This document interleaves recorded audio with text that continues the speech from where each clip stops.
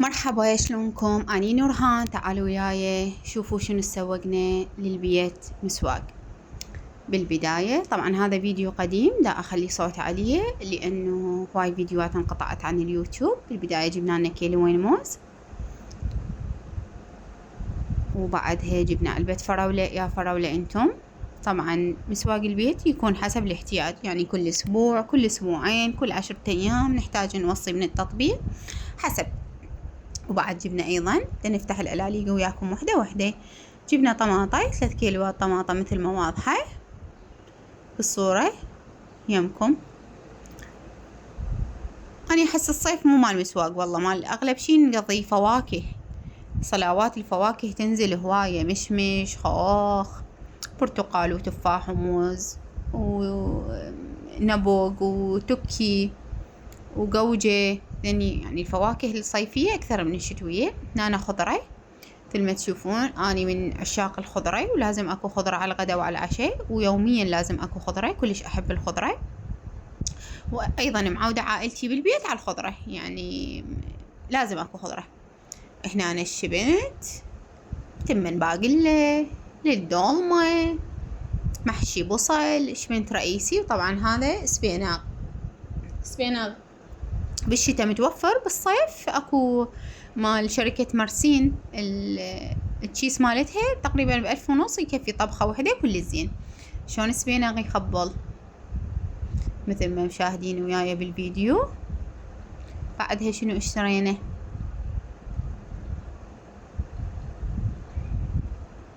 خس، هذا خس عراقي طبعا، قطعتين ب1000، قطعتين خس ب1000، يعني الوحدة ب500 دينار مثل ما ملاحظين بالفيديو.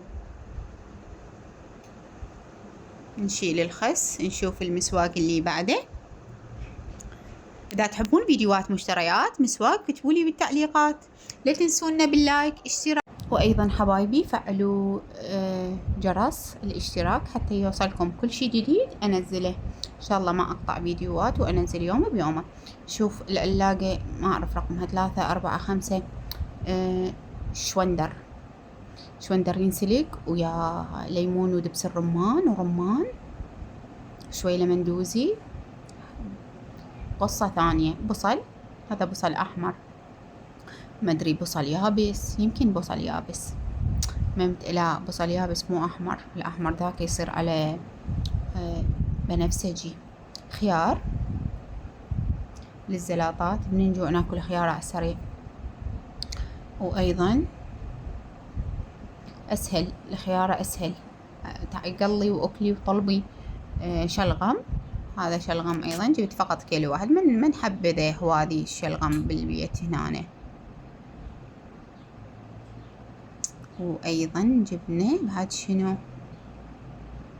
فلفل أخضر، تبسي، زلاطة، معكرونية، سباجيتي، واي حتى محشي يفيد الفلفل الأخضر.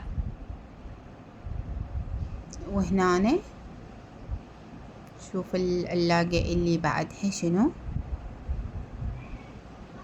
باذنجان، وجبت كبار على مود الشوي، تنشوي تصير بابا غنوج كلش طيبة. دا نعطيكم حتى وصفات واحنا نسولف عن المشتريات.